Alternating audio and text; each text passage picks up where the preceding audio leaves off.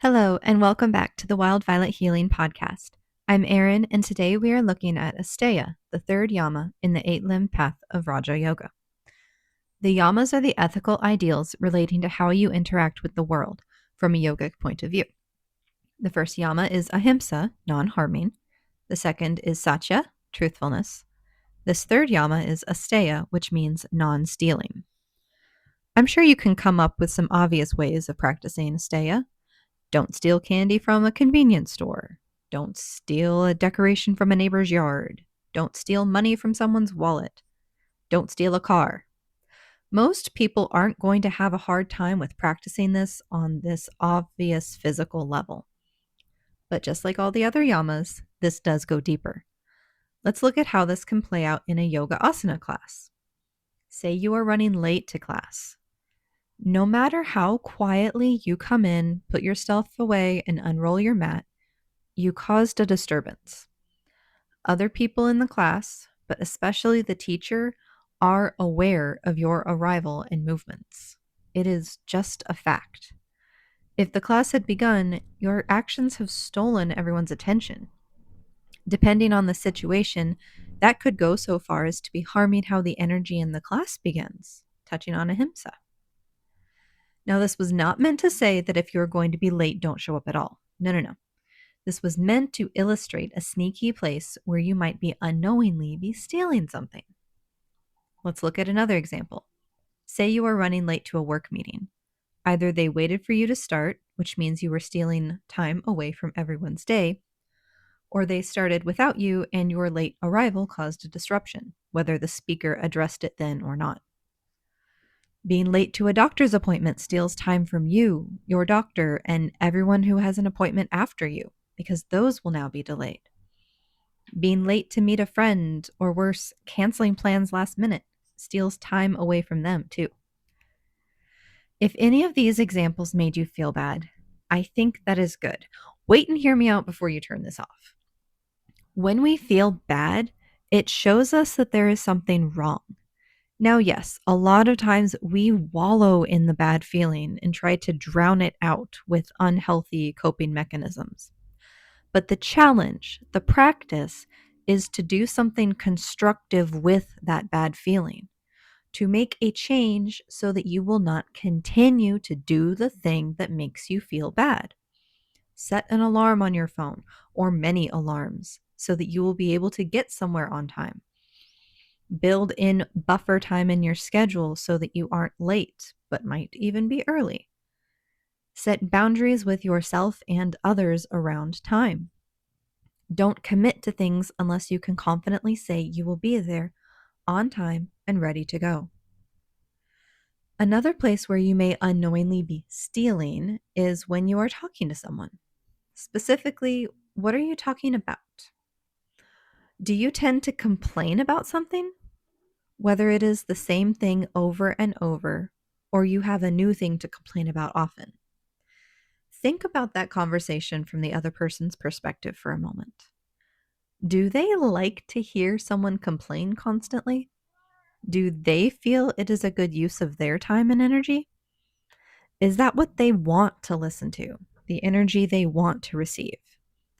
Or are they maybe listening to you complain because it is a habit or because they are trying to be nice? Oop, nice. We covered that in the last episode about satya, truthfulness. I'm not saying that complaining itself is bad. It is healthy to express yourself and your frustrations. It isn't good for you to keep those things bottled up.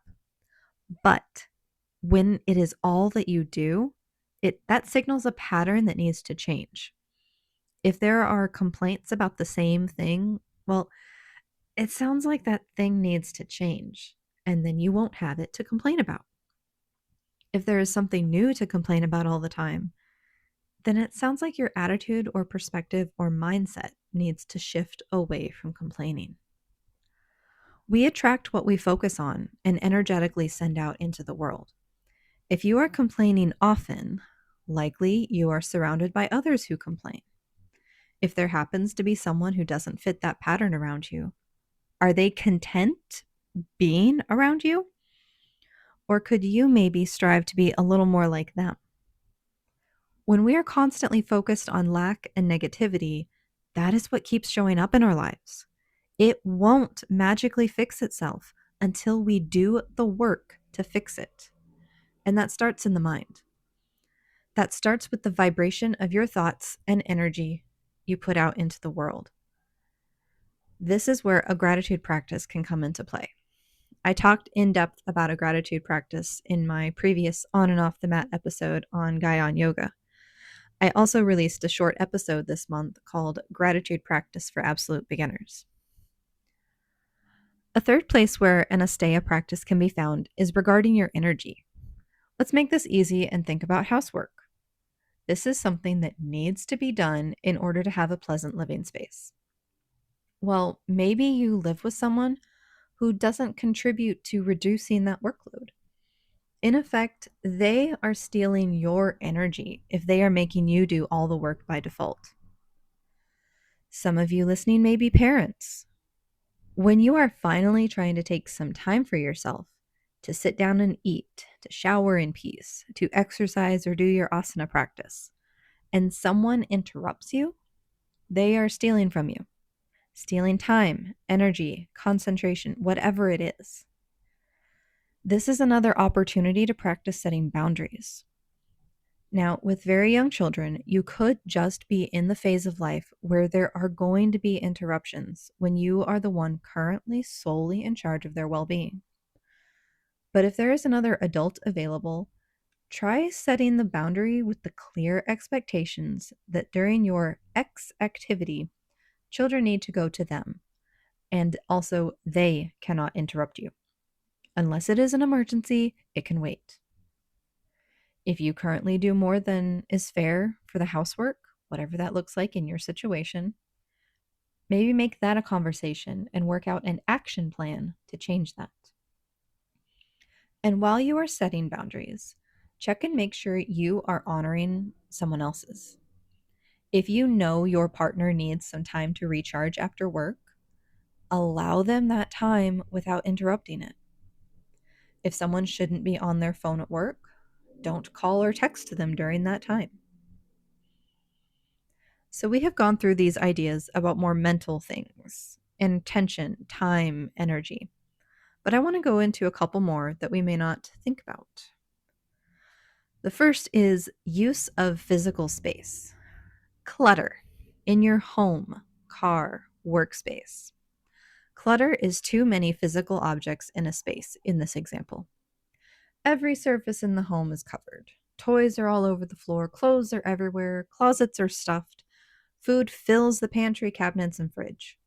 Excess is everywhere, and it makes things look and feel messy.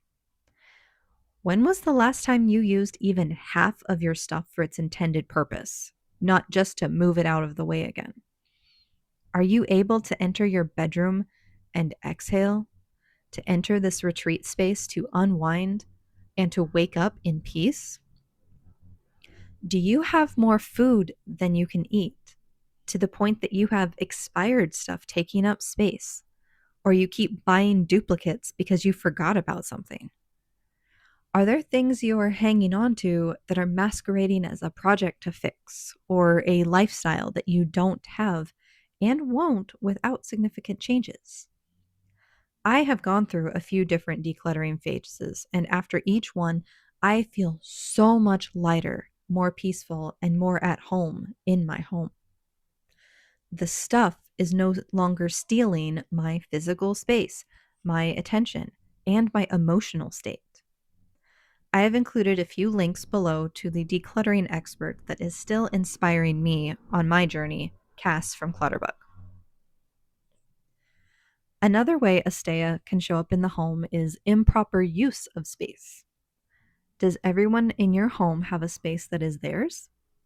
Or has someone taken over and is using more than their fair share? Or is someone holding onto a space out of attachment, but they aren't actually using it in a healthy way, or letting someone else use the space? Things to think about. One of the last points I want to make today is money. I'm not referring to stealing someone else's money. I mean Don't steal from yourself. Let me explain. Every dollar you spend now is money that your future self will not have, period. The easiest way to think about this is retirement. Spending a lot of money on non essentials now could be stealing from your future self that would need that money for the basics of living. I'm not saying don't enjoy life, but are you being mindful about your extra spending? How many treats are you getting yourself to the point that it is more of a habit instead of something that gives you what you need in that moment? Do you need ice cream every night? Or is that stealing money and health from your future self? What about the coffees all the time? Our culture in America is very get yourself a little something, you deserve it. But is that truthful? Or is that stealing your own awareness, money, and time to support some corporate idea of consumption? Using credit cards and autopay is an easy way to forget to actively manage your money. You don't see how much eating out is taking from your wallet. You don't notice how all the streaming services and DoorDash subscriptions are draining your bank account. There are so many courses and training programs available on the internet. How easy is it to buy, try, and never finish? Or then buy the next one that looks a little different and might finally solve all your problems? Or this ebook you one click bought and forgot to read? Learning to be mindful about our money and spending habits will keep you from stealing from yourself, stealing from funding your dreams or your end of living goals. I want to bring this home in one last place where you might be stealing from yourself. How are you spending your time? Your free time, that is. When you aren't at work, when you aren't actively taking care of someone else, how are you spending your time? Are you scrolling on your phone or mindlessly watching TV? Or are you investing in yourself, looking for dopamine in healthy ways like exercise, coloring, reading, gardening, or whatever hobby you enjoy? Are you boosting your connections with other people in ways that fill your heart? Are you taking small, measurable steps toward achieving your goals? I ask because I don't want you to steal a wonderful life from yourself. There were a lot of do's and don'ts in this episode, a lot of just constant examples. And I'm not trying to come across as telling you what to do or how to live your life. But I hope I brought this idea of Asteya, of non-stealing, home by comparing everyday spaces where we may have been unaware of the unfair exchange of the intangibles, attention, time, energy, as well as some unconventional places like physical space and the use of money. I hope this episode encouraged you to look at where there might be stealing happening in your life and started you thinking on how to change it. If this has been helpful or you have a thought, please like, subscribe, share, and comment below. I appreciate your time with me today, and I will see you in the next episode. Blessings.